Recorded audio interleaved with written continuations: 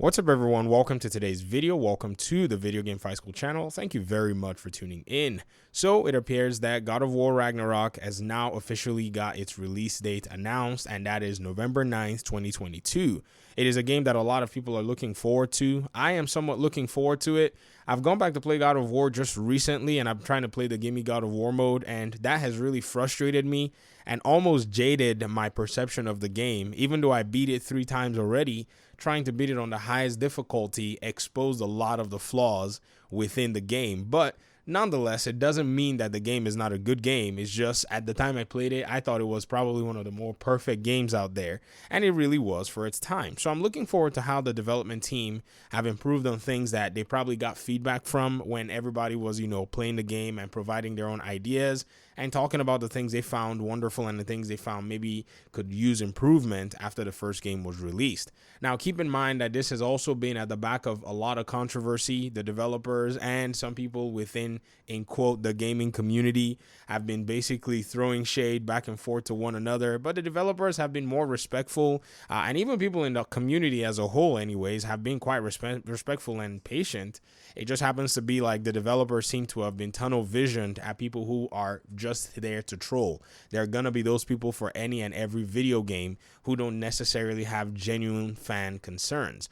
But nonetheless, it's gonna be very nice to see how this game is portrayed. We want to see what the story's about, how Atreus has grown, how Kratos is going to approach things, and more importantly for me, combat is going to be one of the biggest aspects of this game. They've been able to take a lot of their enemy types and maybe even put them in the game, but also new enemy types are the much more interesting and important aspects for the game.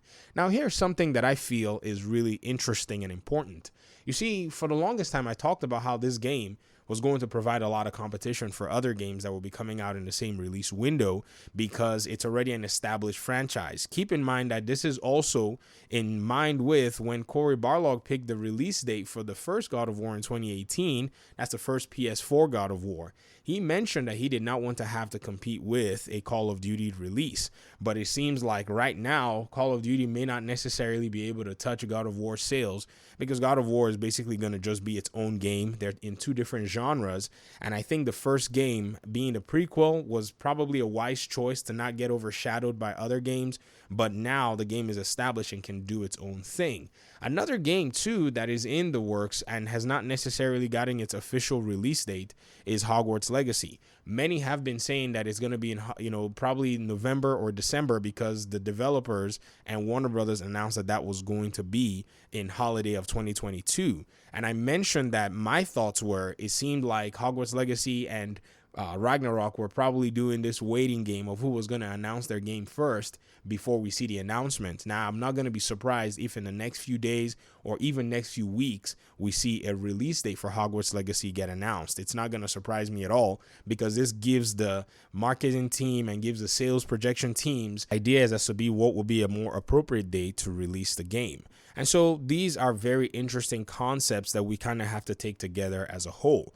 But it appears to me that a lot of people are excited to play the game. One really cool thing that I did get to see, though, is that there is a collector's edition, which is available for the PlayStation 4 and the PlayStation 5. So God of War has set itself up for success already, being able to provide the game for both consoles. For the longest time, there were these questions as to, if you remember, when the PlayStation 5 first came out, where's Ragnarok going to drop on? Where are we going to be able to play Ragnarok? So I'm really excited that they were able to expand the install base to the PlayStation 4 as well. There are a lot of people that still have the PlayStation 4 that have no need or requirement or no compelling reason to move to the PS5 just yet. And I do not blame them because the PlayStation 5 is supposed to be a current gen console or next gen console, but we haven't necessarily seen too many true next gen console games on this particular platform, especially the exclusives that were promised. But now that we're seeing the PlayStation 4 still being able to run games like these,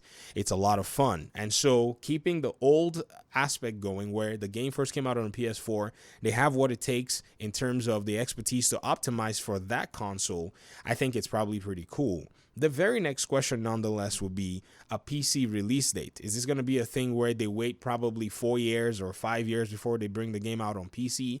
Or is the PlayStation PC platform going to be dropping probably in a much more shorter window, like maybe say a year or 2 years, like Capcom usually does? Because right now, I don't think Sony can compel many PC players to go ahead and buy a PlayStation, unless the ones that were already compelled to buy the PlayStation for the 2018 God of War and maybe even the 2018 Spider-Man release, and they already have their PlayStation 4 consoles, they can just already, or PlayStation 5 consoles, depending on what route they went, they can always tap into this. So this is all quite exciting. This is all quite new. And I really am more interested in hearing your thoughts in the comment section. So let me know how you're approaching God of War. If you're in this channel and you're a Gotham Knights fan, I also want to know how you're going to be approaching both games. Which one are you going to be throwing your money in? Are you going to be going for both? Or are you going to be going for just one or the other? Or waiting a little bit just so you can see how both games pan out before you jump into whichever one you choose?